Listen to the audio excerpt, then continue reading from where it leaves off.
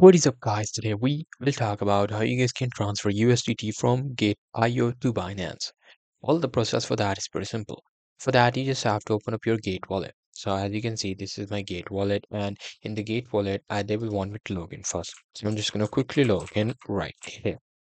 After logging in, my wallet will be live, and here you will see any of the cryptocurrency that you have. So here I'm just going to click on send, and then you just have to select USDT right here. Currently, in my case, I do not have any cryptocurrency, but in your case, you will see USDT right here. You just have to select on that, and there you go. You just have to select the amount, enter the recipient address, and you will easily be able to send USDT from Gate.io to Binance. However, in order to do that, you need to have a recipient address from the Binance as well. Now, to get the recipient address from Binance, you just have to open up your Binance. Now, in the Binance, you just have to log into your account. So I'm just going to quickly continue with my Google account because I'm already logged in with my Google account.